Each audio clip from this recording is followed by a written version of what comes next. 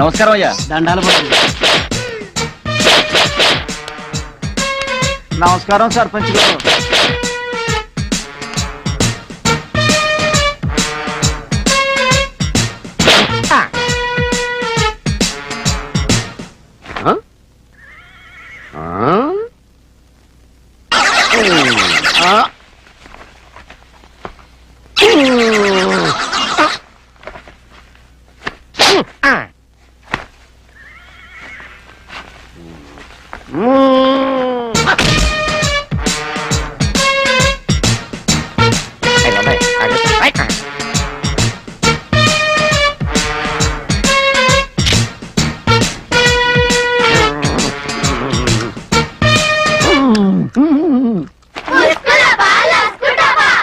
వరంబోకు పద పంచాయతీకి. అలాగే.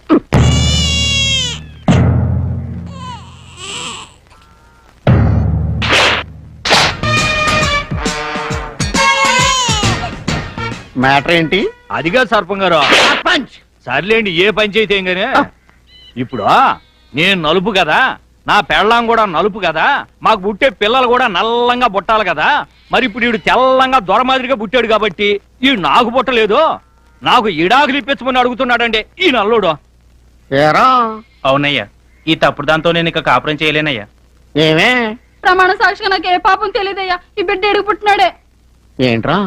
ఆ ఎరగుంటాడు గ్యారెంటీగా నల్లాడు పుట్టినాడు కాదు. ఏంటి ప్రూఫ్? ఎందుకంటే మీరు పుట్టారు, మీ పెళ్ళం గారు పుట్టారు కాబట్టే కదా మీ ఇద్దరికి పుట్టిన పిల్లాడు పొట్టిగా పుట్టాడు. అలా కాకుండా నాలా అందమైన కళ్ళతో పుట్టాడు అనుకోండి, అప్పుడు మీరేమనుకుంటారు? నా కళ్ళు తెరిపించావు.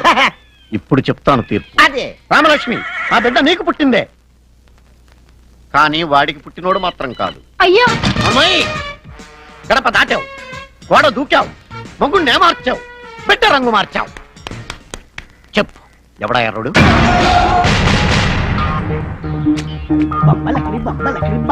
వీడి అసలు తండ్రి ఎవరు? చెప్పు.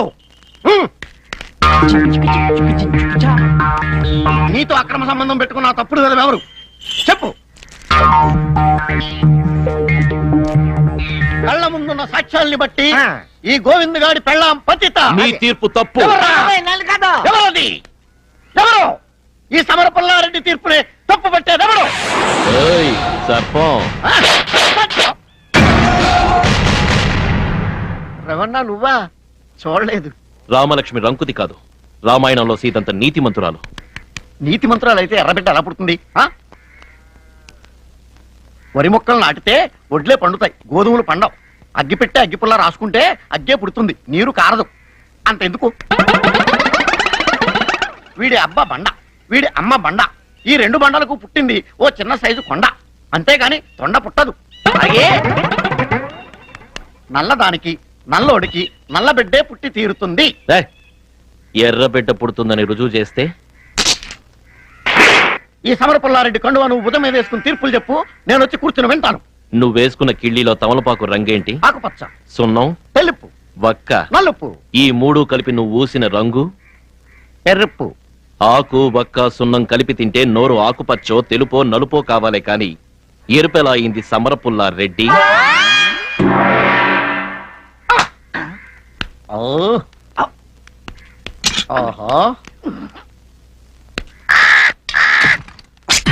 చిచ్చి కాకిరెట్ట రెట్ట తెలుపు, కాకి నలుపు.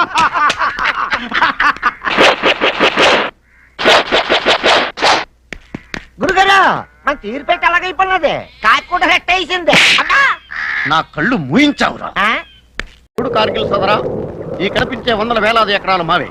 ఇక్కడి నుంచే మా అధికారం ప్రారంభమవుతుంది, అహంకారం తలెత్తుతుంది. విడాకులు తీసుకున్న వాళ్ళకి భరణాలు ఇచ్చినట్టుగా విడిపోయిన నీ చేతికి 5 ఎకరాలు ఇస్తున్నాడు ఈ సర్పంచ్. ఒరే పోరంబోకు, చూపెట్టరా బంజరు. అదే అదే, ఆడ కళ్ళతో చూపెట్టే చూడద్దు, చేత్తో చూపెట్టే చూడండి. ఆ కొండ మీకు ఇచ్చిన ల్యాండ్. నిన్నటి దాకా గన్నును ముద్దు పెట్టుకుని జై జవాన్ అన్నట్లుగా రేపటి నుంచి మనును ముద్దు పెట్టుకుని జై కిసాన్ అంటూ పల్లోకి దిగండి. అక్కడ వ్యవసాయం ఎలా చేస్తారండి? జోకులేమాకండి. మీ అన్నయ్య మంచు కొండలకి పాకిస్తాన్ విరగొట్టొచ్చినాడు. ఈ చిన్ని కొండను పిండి కొట్టలేడా? దీంట్లో బంగారం పండించలేడా? పండించగలడు. ఆ కాన్ఫిడెన్స్ నాకుంది. జై జవాన్, జై కిసాన్. పోనీ అటువైపు ఖాళీగా ఉంది, అది వచ్చుగా. ఇవ్వకూడదు, అక్కడ ఎయిర్పోర్ట్ వస్తుంది. ఏంటి? విమానాశ్రయం. బస్సులే రాని ఊళ్ళో ఎయిర్పోర్ట్ ఎలా కడతారండి? ఏ కట్టకూడదా? పల్లెటూళ్ళు విమానాలు దిక్కకూడదా? పల్లెటూళ్ళు పట్టుకొమ్మలు అంటారు. కొమ్మలు కొమ్మలాగే ఉండిపోవాలా? చెట్లు అవ్వకూడదా? కాయలు కాయకూడదా? పళ్ళు పండకూడదా? మనకు లేనివి కళలు కనడం తప్పు కాదు కదా. ఇప్పుడు మా ఆవిడ ఉంది, చండాలంగా ఉంటుంది, కానీ రంభను, కాజోళ్లను, ఐశ్వర్యరాయను కళలు కని కాపురం చేస్తుంటాను. కళలు కనడంలో తప్పలేదు కదా. అలాగే ఇక్కడ ఎయిర్పోర్ట్ రావాలని కళలు కంటాం. నా కళ నే కంటాను. పోనీ ఇటు పక్కే వచ్చుగా. అస్సలు కుదరదు, అక్కడ హార్బర్ వస్తుంది. రబ్బరా వాడరేవు. సముద్రమే లేని చోటుకి ఓడరేవు ఎలా వస్తుంది? లేకపోతే తెచ్చుకుంటాం. ఇంతకుముందు మన స్వతంత్రం ఉందా? తెచ్చుకోవాలా?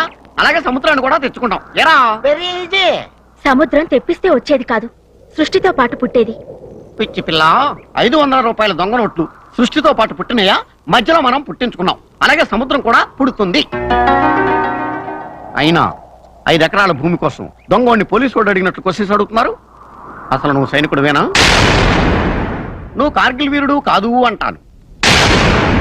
కరీంనగర్ లో బీటు కానిస్టేబుల్ ఇవి అంటాను. మందు పాత్ర పేలితే చెయ్యి పోగొట్టుకుని ఈ పొలం కోసం డ్రామా ఆడుతున్నావు అంటాను. నువ్వేమంటావు? మీకు ఆ డౌట్ అక్కర్లేదు, మా దగ్గర సర్టిఫికెట్ ఉంది. సర్టిఫికెట్టా? పుట్టించారేమో. ఈ మధ్య స్వాములు నోట్లోంచి లింగాల్ని, చేతిలోంచి ఊదిని పుట్టిస్తున్నారుగా. మీరు కూడా అలాగే పుట్టించుండొచ్చుగా. అయితే నేను కార్గిల్ లో యుద్ధం చేసి వచ్చినట్టు ప్రూవ్ చేసుకోవాలంటావు. తప్పదు. వేరే దారి లేదా? లేదు.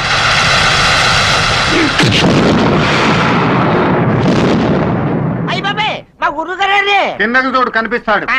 అయ్య బాబే, కొంప తీసిపోయారేంటి? ఇంకా పోలా, ఆ. ముఖాన్ని నీళ్లు కొట్టి తేరుకుంటాడు. సరే, నీళ్ళు కొట్టాలి. అదే కాలిపోతుంది, కాలిపోతుంది, కాలిపోతుంది. కాఫీ కాలుతుంది. కార్గిల్ దెబ్బ అంటే ఇలా ఉంటుందన్నమాట. ఇప్పుడు చెప్పు, నేనెవరిని? మారు వేషంలో ఉన్న అల్లూరు సీతారామరాజు. మీ కళ్ళల్లో అగ్నిపర్వతాలు రగులుతున్నాయి, మీ గుండెల్లో వజ్రాయుధం కనిపిస్తుంది.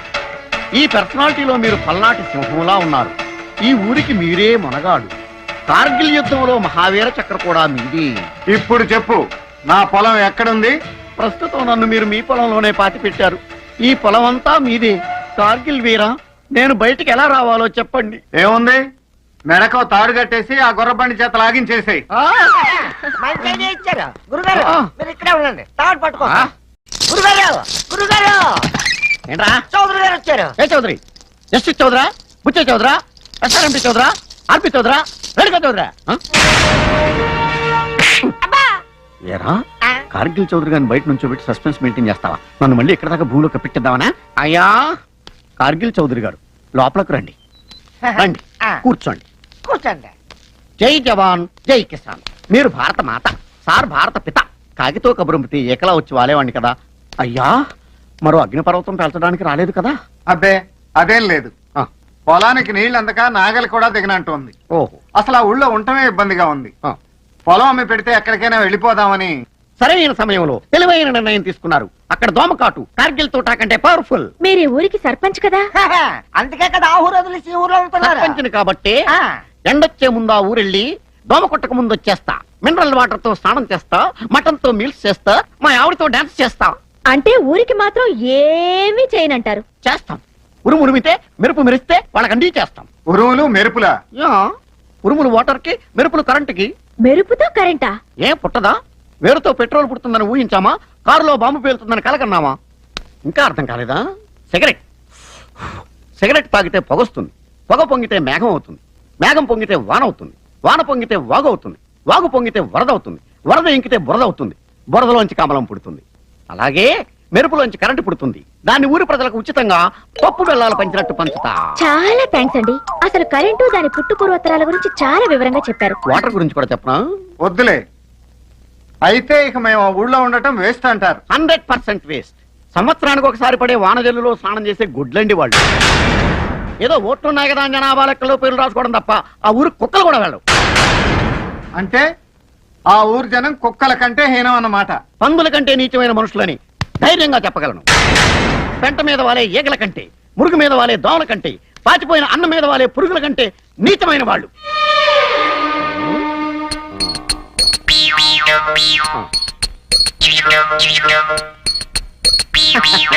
అని ఎప్పటికీ అనుకోవద్దు. నా గ్రామం కోసం నా ప్రాణాలు అర్పిస్తా. నా ఊహల్లో అది మరో ప్రపంచం, నా కళల్లో అది ప్రేమనగర్ 2. అంత అవుతుందే. రాజకీయాలకు అతీతంగా అనపర్తి, వనపర్తి, కనపర్తిని మించిన పుట్టపర్తిని చేస్తా. ప్రతి ఇంటిని ఒక శబరిమల చేస్తాను, ప్రతి వ్యక్తిని ఒక స్వామి అయ్యప్పను చేస్తాను. స్వామి శరణమయ్యప్ప. కార్గిల్ వీరా, వెళ్ళిపోతున్నారా? మీరుంటే బెటరేమో. మరి ఇందాక మమ్మల్ని అందరినీ కుక్కలన్నావు. అది వాడి ఫీలింగ్ అయ్యప్ప.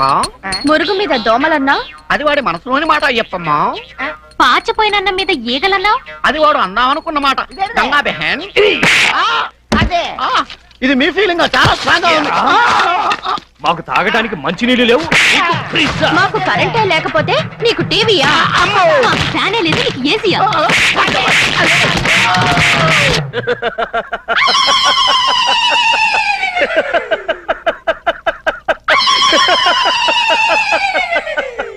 అయితే ఇల్లు బీకి పందిరేశారన్నమాట. ఆయ్, పందిరి పాక అయింది, పాక ఏకయింది, ఏక నా పేక చుట్టుకుంది. నోట్లో ముద్దెట్టి కడుపులో పేగులు తెంపుపోతే తెలియని అమాయక జనానికి వాళ్ళ ముద్దమే చేయేస్తే ఏళ్ళు నరికేస్తే రేంజ్కి తీసుకుపోయాడు ఆ మిలిటరీ వాడు. ఇప్పటికే మానవ హక్కులు, కనీస అవసరాలు అని అన్ని నేర్పేశాడు. ఇంకా లేటు చేస్తే ఈ ముక్క మనదిరా, ఈ చెక్క మనదిరా, ఈ గ్లాసు మనదిరా, ఈ గొలుసు మనదిరా, ముక్క మనది, చెక్క మనది, గ్లాసు మనది, గొలుసు మనది. ఏయ్! నడుమ నువ్వేందిరో, నీ పీకుడేందిరా అని మీ మీదకి వచ్చేస్తారు. అప్పుడు మేమైనా ఊరుకునేది? ఈ కత్తి మనదిరో, ఆ గుండె మనదిరో, అమ్మో! ఈ పీక మనదిరో, ఆ కోక మనదిరో. కత్తి మనది, గుండె మనది, పీక మనది, కోక మనది. ఏయ్! ఆ జనమేందిరో, నాడు మా మిలిటరీ ఓడేందిరో అని ఈ కత్తితో కసకస పొడి చేస్తాం. అబ్బా ఊరుకోండ్రా. జీవంత విషయానికి మామూలు పుట్టంత చేస్తారెందుకు? ఆ రవిగాడికి కబురు చేయండి, వాడి కంపలో సామానంతా బయట పారేస్తాడు.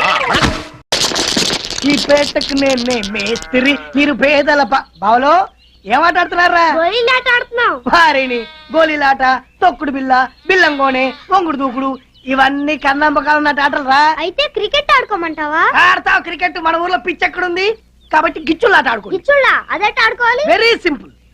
అందమైన అమ్మాయి అలా వెళ్ళిపోతున్నప్పుడు వెనక నుంచి వెళ్ళి టైర్ కసక్కుని గిచ్చడం. వారిని ఎంకమ్మా, టైర్లు కార్లు కొంటాయి కానీ అమ్మాయిలకి ఎందుకు ఉంటాయి? ఓరి కాకరకాయ మొహోడా, ఇది నడువు అనుకో. ముందుకు పెరిగితే బొర్ర, వెనక్కి పెరిగితే టైరు. ఓ సదేనా, టైర్లు మా అత్తమ్మ కూడా ఉన్నాయి.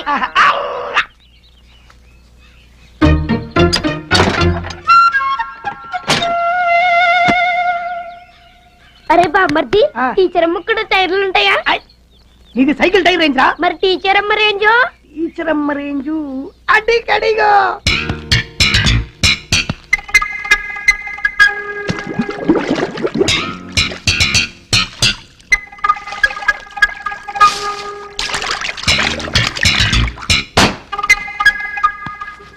అరే బామ్మర్ది, రవణ గోడ దూకుతున్నాడేంద్రా? అది గోడ దూకడం కాదు, ఆ? అదో రకమైన ఆట. ఆ ఆట పేరేంటి బామ్మర్ది? జంప్లింగ్ ఆట.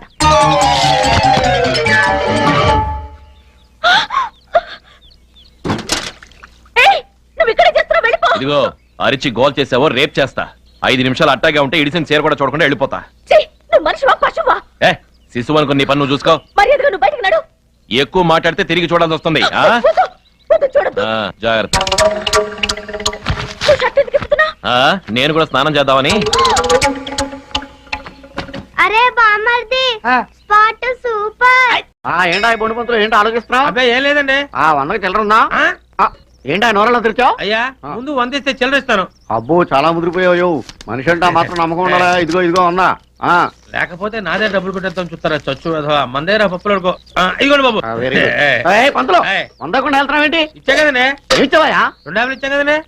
నేను నీ చేతికి ఎంత ఇచ్చాను? 100 అండి. బొడ్లో ఎంత ఇచ్చావు? 100 అండి. ఈ 100 కలిపితే ఎంత? 200 అండి. నువ్వు నాకు ఎంత ఇచ్చావు? 100 అండి. మరి 200 ఏది? ఏమండి మీరు ఇచ్చింది 100 కదండి. నేను నీ చేతికి ఎంత ఇచ్చాను? 100 అండి. బొడ్లో ఎంత ఇచ్చావు? 100 అండి. ఇది అది కలిపితే 800. 200 అండి. నువ్వు నాకు ఎంత ఇచ్చావు? 100 అండి. మరి 200 ఏది? అయ్యో మీరు ఇచ్చింది 100 అండి బాబు. ఎప్పుడు చూసా అదో కన్ఫ్యూజన్ నీకు. నేను నీ చేతికి ఎంత ఇచ్చాను? 100 అండి. బొడ్లో ఎంత ఇచ్చావు? 100 అండి. అది ఇది కలిపితే 200. 200 అండి. నువ్వు నాకు ఎంత ఇచ్చావు? 100 అండి. మరి 200 ఏది? అయ్యి బాబు మీరు ఇచ్చింది 100 అండి. నువ్వు నాకు ఎంత ఇవ్వాలి ఇంకా? 100 అండి. అవునా 100? కుట్టేద్దామని చూస్తున్నావా? ఎవరైనా చేతిలో 100, బొడ్లో 100 కలిపితే 200. ఇచ్చింది 100. మరి నా 100 కాకెత్తుకెళ్ళింది. నోరు మూసుకో, ఏగలు దొరతాయి.